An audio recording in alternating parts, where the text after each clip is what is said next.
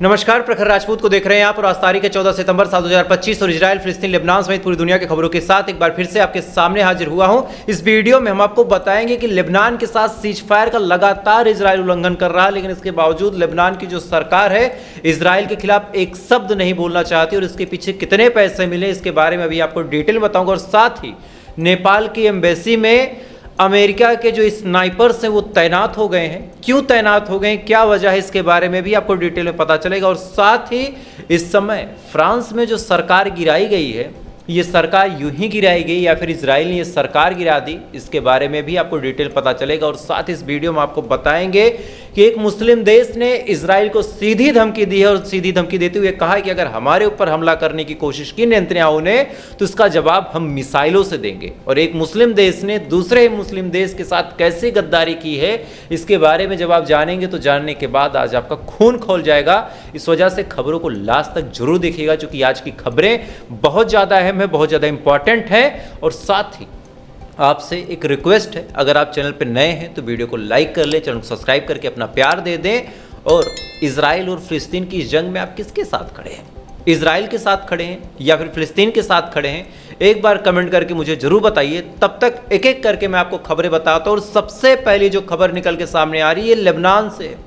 Lebanon में आज Israel ने एयर स्ट्राइक की, एक जगह लगती है एतरॉन में एयर स्ट्राइक करने के बाद इजराइल ने हिजबुल्लाह के एक कमांडर को मार गिराया। इस पे आरोप क्या था, इस कमांडर का काम था कि हिजबुल्लाह को फिर से संगठित करना, हिजबुल्लाह के लोगों को हथियार पहुंचाने के बाद उनको एक ट्रेनिंग देना, एक मोटिवेशन देना और उसके बाद उनको जंग के लिए तैयार करना। अब ये आरोप कोई और नहीं लगा रहा, ये आरोप लगाने वाला भी इजराइल है। इसके बाद इजराइल ने एयर स्ट्राइक कर दी, एयर स्ट्राइक करने के बाद इसको मार भी दिया। लेकिन अब बड़ा सवाल ये है कि ये कोई न्यूट्रल जगह पे नहीं था, जिसको मारा और जिस जगह पे एयर स्ट्राइक की वो लेबनान में था। लेबनान के अंदर इजराइल के ड्रोन्स आते हैं, आने के बाद अटैक करते हैं, एक आदमी को मार देते हैं, मारने के बाद वहाँ से चले जाते हैं। लेकिन लेबनान की जो सरकार है वो केवल और केवल अपने आर्मी से कह रही है कि तुम्हारे जीवन का एक ही मकसद है, तुम्हारा एक ही इंटेंशन होना चाहिए कि हिजबुल्लाह को डिसआर्म किया जाए। तो ये क्यों है, इसके पीछे की कहानी भी आपको बता देता हूँ। आपको 2-3 दिन पहले मैंने खबर बताई थी। अच्छा, अक्सर मैं कहता हूँ कि अगर आप मेरी एक खबर सुन रहे हैं तो 2-3 दिन 4 दिन बाद उस खबर का अगला वर्जन आपको दिख जाएगा। आज आपको दिखेगा। 2-3 दिन पहले मैंने आपको खबर बताई थी कि अमेरिका से 14 कुछ मिलियन डॉलर के करीब मिला है लेबनान की आर्मी को कि जाके हिजबुल्लाह को डिसआर्म करो, डिसमेंटल करो। अब जब अमेरिका से ही पैसे मिल गए तो बड़ी बात है कि अब जो लेबनान की सरकार है, लेबनान की आर्मी वो अमेरिका के खिलाफ जाएगी नहीं। अब अमेरिका के खिलाफ नहीं जाएगी तो सिंपल सी बात है कि भाई अब ये इजराइल के खिलाफ भी नहीं जाएगी। इसका मतलब बड़ा साफ है कि जो पैसे अमेरिका से मिले हैं उस पैसे के दबाव में लेबनान की आर्मी भी खामोश, लेबनान की सरकार भी खामोश। और अगर साफ शब्दों में मैं आपसे कहूं, बिना घुमा फिरा के कहूं, तो लेबनान में इस समय सरकार ही इजराइल की है और किसी की सरकार ही नहीं है। अब बाकायदा इजराइल का जब मन होगा हिजबुल्लाह पे हमला करेगा, जब मन होगा लेबनान पे स्ट्राइक करेगा और किसी में दम नहीं है कि अब रोक के दिखाते हैं। खैर, अगली खबर का रुख करते हैं। अगली खबर भी पहली खबर से ही जुड़ी हुई है। आपको याद होगा कि फ्रांस ने सबसे पहले कहा था कि वो फिलिस्तीन को दर्जा देगा। फ्रांस ने यह भी कहा था कि फिलिस्तीन की एम्बेसी बनवाने के लिए वो अपने यहाँ जगह भी देगा। फ्रांस ने यह भी कहा था कि वो फिलिस्तीन में अपनी एम्बेसी बनाएगा। ये बात जैसे ही फ्रांस की सरकार, फ्रांस के प्रधानमंत्री, फ्रांस के राष्ट्रपति बोलते हैं एनुअल मैक्रोन, इसी के 14 दिन बाद फ्रांस के अंदर दंगा होता है। इसी के 14 दिन बाद फ्रांस के अंदर बवाल मचता है कई सारी नीतियों को लेके और ठीक 14 दिन बाद फ्रांस की सरकार गिरा दी जाती है। अब आप थोड़ा सा चीज़ों को रिलेट करें। एक सरकार जो अच्छी भली स्टेब्लिश तौर पे चल रही है, उस सरकार में अचानक से 14 दिन के अंदर प्रोटेस्ट शुरू हो जाना, उस सरकार का अचानक से प्रदर्शन को कर्मियों को रोक ना पाना, उस सरकार का अचानक से कोलैप्स हो जाना। बड़ा सवाल आपसे मेरा है कि क्या ये तमाम चीज़ें यूं ही हो गई, क्या ये तमाम चीज़ें ऐसी हो गई या फिर इजराइल का इसमें कुछ बड़ा हाथ है। आप एक चीज़ ध्यान दीजिए, जितने भी देश फिलिस्तीन के हक में खड़े हो रहे हैं उन तमाम देशों को कहीं ना कहीं से परेशान और प्रताड़ित किया जा रहा, और इनमें से अब एक नाम फ्रांस का था। फ्रांस की सरकार को ही गिरा दिया गया। अब चाहकर भी फ्रांस कोई बोल्ड एक्शन फिलिस्तीन के पक्ष में नहीं ले सकता। तो क्या मोसाद वहाँ एजेंट है, मोसाद वहाँ पे कुछ की रोल अदा कर रहा, ये चीज़ अब जांच का विषय है, और अगर फ्रांस इस पे जांच पड़ताल नहीं करेगा तो आने वाले टाइम में फ्रांस की मुसीबतें और बढ़ेंगी। खैर, अगली खबर का रुख करते हैं। अगली खबर निकल के सामने आ रही है इस समय अपने ही देश से। अपने ही देश में जो बवाल मचा है उसको जब आप सुनेंगे तो सुनने के बाद हंसेंगे, और ये खबर अमेरिका से रिलेटेड है, इस वजह से आपको बता रहा हूँ। दरअसल ट्रंप ने बाकायदा एक लेटर लिखा है नाटो कंट्रीज़ को, नाटो नेशंस को। नाटो नेशन से ये रिक्वेस्ट की है ट्रंप ने कि आप तमाम लोग अगर मेरी मदद करें तो मैं रशिया और यूक्रेन की जंग को रुकवा दूंगा। अब ये बात जब बोली गई तो फिर बड़ा सवाल है कैसे। तब इन्होंने उस लेटर में बताया कि ऐसा है, आप लोग तेल ना ले रशिया से, जितने भी नाटो कंट्री हैं ये तेल ना ले, और साथ ही अमेरिका 50% से 100% तक हैवी टैरिफ लगाने का काम, हैवी ट्रैफिक लगाने का काम करेगा रशिया के ऊपर। अब ये बात जैसे इन्होंने बोली पूरी दुनिया में फिर से हड़कंप मच गया, क्योंकि अब तेल के दामों में ज़बरदस्त आपको उछाल देखने को मिल सकता है। इधर नाटो के साथ ये तमाम बातें ट्रंप भाई साहब कर ही रहे थे। अब इधर एक दूसरी कहानी चल रही थी हमारे देश के मध्य प्रदेश के भोपाल में। यहाँ पे एक पार्टी है भगवा पार्टी। भगवा पार्टी वालों ने क्या किया कि इन्होंने एक पोस्टर बनाया और इस पे लिख दिया 13वीं का त्रादसी। अब त्रादसी क्या है इसको आपको समझा देता हूँ। एक तो त्रादसी होता है, एक त्रासदी होता है। तो त्रासदी और त्रादसी का अंतर आपको समझाता हूँ। हिंदू धर्म में, सनातन धर्म में जब कोई मरता है तो 13 दिन बाद खाना खिलाने का काम होता है कि कुछ गरीबों को, कुछ मजलूमों को खिला दिया जाए तो उससे आत्मा को सवाब मिल जाएगा, जैसे आपके यहाँ 40वां होता है। सेम चीज़ त्रयोदशी को कहते हैं। त्रयोदशी मतलब 13वीं। 13वीं का मतलब अब ये हुआ कि भगवा पार्टी ने ट्रंप का दाह संस्कार भी कर दिया, ट्रंप को मरा घोषित कर दिया, और गद्दार होने की वजह से उसकी 13वीं का भी इंतजाम कर दिया, और उसकी 13वीं के इंतजाम में कई सारे गरीबों को खिला भी दिया। अब बड़ा सवाल ये है कि वही देश था, ऐसी पार्टियों के जो लोग थे ट्रंप के जीतने के लिए हवन और पूजा कर रहे थे। अब अंधभक्तों का नया आप हाल देखिए कि दोस्ती टूट गई तो 13वीं मनाने लग गए। आने तो कुछ टाइम और, न जाने ये क्या क्या करेंगे। भाई इनकी तो खबरें देख के हंसी आ जाती है यार, ये ऐसे ऐसे काम करते हैं। खैर, मुझे लगा आपको एक जोक सब पार्ट वाली खबर बता दूं। अब अगली खबर का रुख करते हैं। अगली खबर निकल के सामने आ रही इजराइल के हवाले से। इजराइल ने यूएन में जो मीटिंग बैठी थी फिलिस्तीन को रिकॉग्नाइज करने के लिए, हालांकि 150+ वोट मिले हैं फिलिस्तीन के पक्ष में। 150। 10 देश केवल ऐसे थे जिन्होंने फिलिस्तीन के हक में वोट नहीं किया, बाकी जितने देश थे उन्होंने फिलिस्तीन के हक में वोट किया। 10 देश ऐसे थे जिन्होंने वोट ही नहीं किया, यानी टोटल 20 नेगेटिव मार दें तो 150 के करीब ऐसे थे जो पॉजिटिव में थे, जिन्होंने कहा कि फिलिस्तीन को अलग राज्य का दर्जा मिलना चाहिए। ये बात जैसे नेतन्याहू को पता चली, नेतन्याहू की तरफ से बयान निकल के सामने आता है। उन्होंने कहा कि ये जो चीज़ें हो रही हैं ये चीज़ें महज एक सर्कस है और कुछ नहीं, ये पॉलिटिकल सर्कस है। यानी अगर पूरी दुनिया भी फिलिस्तीन के पक्ष में खड़ी हो जाए तब भी इन भाई साहब को पॉलिटिकल सर्कस लगेगा और कुछ नहीं। खैर, अगली खबर का रुख करते हैं। अगली खबर निकल के सामने आ रही इजिप्ट से। जब से कतर पे हमला हुआ है तमाम अरब कंट्रीज के बीच दहशत का माहौल है। माहौल क्यों? पहले इनको लगता था कि भाई अमेरिका हमारी हिफाजत करेगा, अमेरिका हमें कुछ होने नहीं देगा, लेकिन जब कतर पे हमला हो गया तब इनको लग गया कि भाई ऐसा है, अगर बचना है, अगर अपनी हिफाजत करनी है तो ताकत खुद की होनी चाहिए। अगर अपनी ताकत नहीं है तो फिर बचने और बचाने वाला कोई नहीं है। हुआ क्या आपको समझाता हूँ। दरअसल हमास के जो पॉलिटिशियन हैं अलग अलग देशों में बैठे हैं। कोई कतर में है, कुछ लोग सऊदी के आसपास भी हैं, कुछ यमन में भी बैठे हैं, कुछ लेबनान में भी बैठे हैं, कुछ तो ईरान में बैठे हैं और कुछ इजिप्ट में भी बैठे हैं। इजिप्ट में एक जगह लगती कैरियो, कैरियो में हमास के ठीक ठाक पॉलिटिशियन बैठे हुए हैं। और अब इजराइल ने चूंकि कहा था, कल ही नेतन्याहू ने अपने बयान में कहा था कि जितने भी हमास के पॉलिटिशियन हैं जिस देश में छुपे हुए हैं वो देश या तो इनको बाहर निकाल दे या फिर इनको इंटरनेशनल क्रिमिनल कोर्ट में लेके जाए, उसी कोर्ट में जहां नेतन्याहू को सजा मिल चुकी है उसी कोर्ट में ले जाने के बाद नेतन्याहू खुद बोल रहा। और तीसरा ऑप्शन ये दिया नेतन्याहू ने कि अगर ये दोनों चीज़ें वो देश नहीं करता है तो फिर हम उस देश पे हमला करेंगे और हमास को मार देंगे। अब इसी को लेके इजिप्ट का बड़ा बयान निकल के सामने आया और इजिप्ट ने कहा है कि भाई कतर पे तूने हमला कर दिया वो तो ठीक है, लेकिन अगर हमारे ऊपर तुमने हमला किया तो हम जवाब मिसाइलों से ही देंगे।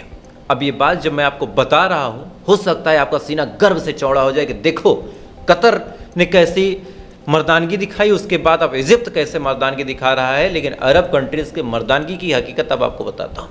आपको स्क्रीन पे एक विजुअल्स दिख रहा होगा, ये विजुअल्स मदीना का है।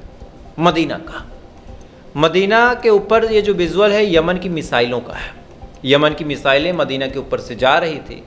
अचानक से इससे पहले कि ये मदीना को पार कर पाते इनको ख़त्म कर दिया गया। कैसे? सऊदी द्वारा।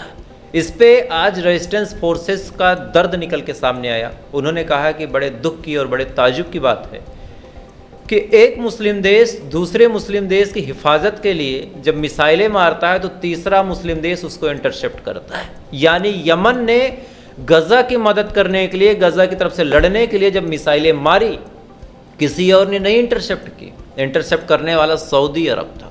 और ये बात आज पूरी दुनिया को बता रही है कि भाई साहब, ये मेरा तुम्हारा एक ही रिश्ता ला इलाहा इल्लल्लाह, ये सब एक ड्रामा है। सारी चीज़ें बस पैसे पे हैं। जिनको पैसे से प्यार है, और अरब कंट्रीज़ में सबको पैसे से प्यार है, तो ये अपनी ईमान को गिरवी कब का रख चुके हैं, इनसे आप कोई उम्मीद नहीं रख सकते। खैर, अगली खबर का रुख करते हैं। अगली खबर निकल के सामने आ रही गाजा से। दोस्तों, गाजा में इजराइल के हमले इतने इंटेंस है कि जितनी भी हाई एल्टीट्यूड की बिल्डिंग्स हैं उन सबको तबाह किया जा रहा है। आप पहले उसका वीडियो देखिए।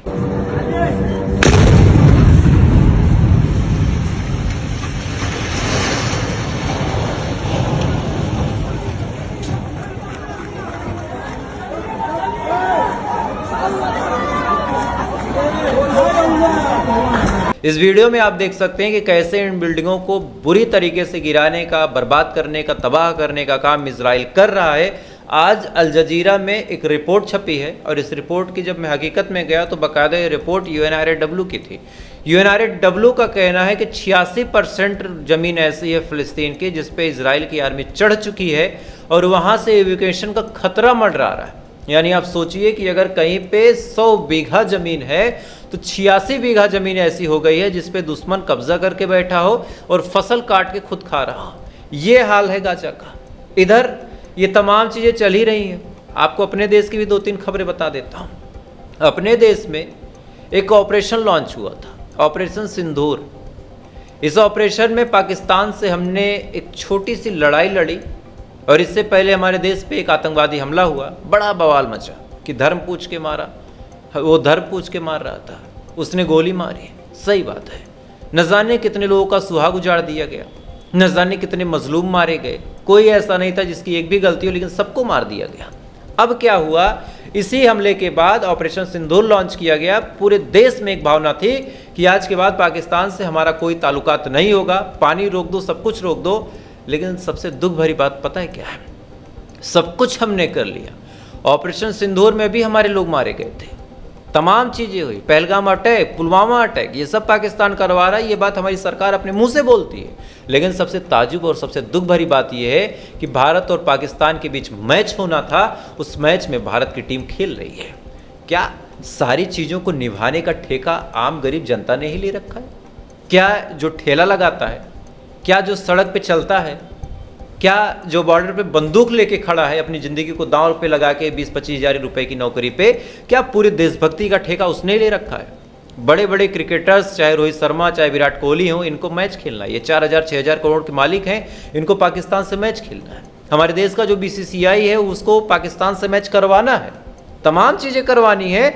लेकिन देशभक्ति केवल गरीबी लोग दिखाएंगे। सर्टिफिकेट केवल मुसलमानों से मांगा जाएगा और किसी से नहीं। खैर, सर्टिफिकेट की बात याद आई तो आपको एक खबर और बताता हूँ और साथ ही आपको एक वीडियो दिखाता हूँ। मोदी साहब हमारे पहुँच गए मणिपुर। अच्छा, मणिपुर की घटनाएं मैं ज़्यादा डिटेल में नहीं बता रहा था, लेकिन अपने एक भाई ने कमेंट किया। उसने कहा कि भाई मणिपुर की भी घटना बताओ, दिखाओ तो अपने देश में क्या हो रहा। मणिपुर में मोदी साहब जाते हैं। तमाम लोग का दावा था कि मोदी साहब का बड़े भव्य तरीके से स्वागत हुआ। मोदी साहब के आगे पीछे लोग बिछ गए, मोदी साहब के आगे पीछे लोग लेट गए। लेकिन कौन सी सच्चाई ऐसी थी जिसके बारे में लोग नहीं दिखा रहे हैं, वो मैं आपको दिखाता हूँ। एक यूनिवर्सिटी है, वहाँ पे हजारों की मात्रा में छात्र खड़े हो गए, उन्होंने प्रोटेस्ट करना शुरू किया। कुछ महिलाएं हैं जिन्होंने नारा लगाना शुरू कर दिया कि मोदी हमारे जख्मों पे नमक छिड़कने आए। चूंकि मोदी ने क्या बोला आपको पता है? मोदी ने कहा कि मणिपुर इस देश की मणि है, वो चमकेगी। भाई कब चमकेगी? 2 साल से मणिपुर जलता रहा। उस जलन को, उस आग की लपक को अगर आप चमक समझें, चूँकि जाहिर सी बात है, अगर आग लगी हो और वो आग आपके घर में ना लगी हो तो आप ये बोल के खुश हो सकते हैं कि अरे यार, इसके घर में आग लग गई, चलो मेरे घर के आसपास उजाला हो गया। सेम ही चीज़ है, इसके अलावा और कोई अंतर नहीं। खैर, एक खबर आपको और बता देता हूँ, ये खबर बहुत ज़्यादा इंपॉर्टेंट है। एक एक्ट्रेस है दिशा पाटनी, उनके घर पे फायरिंग हुई है और ये फायरिंग करवाने वाला कोई और नहीं, लॉरेंस बिश्नोई है। फायरिंग की वजह क्या है वो भी आप जान लें। इनकी एक बहन है खुशबू पाटनी। आप एक संत को जानते होंगे, प्रेमानंद महाराज जी। प्रेमानंद महाराज जी ने एक लाइन बोल दी थी कि जो लड़कियां और जो लड़के शादी से पहले कई सारे ऐसे अनैतिक संबंध बनाते हैं, कई सारे लड़के लड़कियों से संबंध रखते हैं, शादी के बाद उनकी ज़िंदगी में ईमानदारी नहीं रह जाती।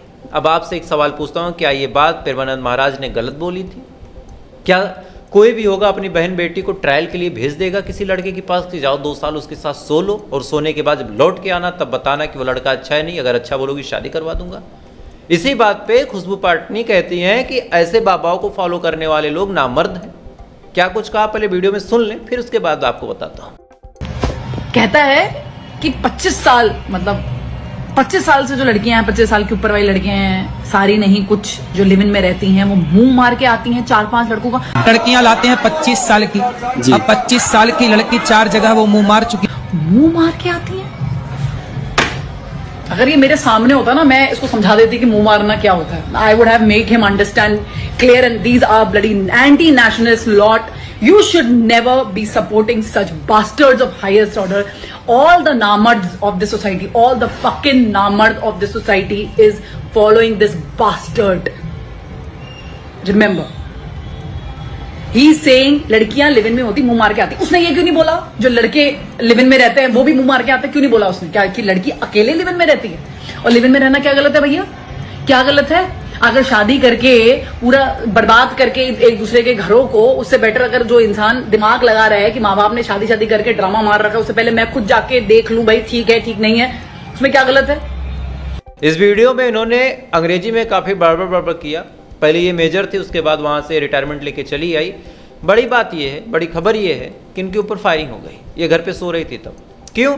क्योंकि उन्होंने ऐसे सिद्ध संत का अपमान किया। हालांकि लॉरेंस बिश्नोई का मैं समर्थक नहीं करता, मैं समर्थन हूँ भी नहीं, किसी भी तरह की हिंसा का मैं समर्थन नहीं करता। लेकिन आप सोचिए कि इस देश में बाबाओं को, मौलानाओं को, ऐसे लोग जो धर्म की बातें बताते हैं उनके ऊपर ऐसे उंगलियां उठाई जाएंगी, चप्पल से पीटने की बात की जाएगी। और अगर ऐसी चीज़ें होती रहेंगी तो फिर ऑब्वियस सी बात है, कहीं ना कहीं क्रिया होगी तो उसकी प्रतिक्रिया होगी। फिर आपको उसके लिए ये रोना नहीं मचाना चाहिए कि भाई संविधान खतरे में आ गया। आज इस देश की लड़कियों को इन जैसी हीरोइनें कहाँ लेके जाना चाहती हैं कि ये कम कपड़ों में नाचें, ये कपड़े उतार दें?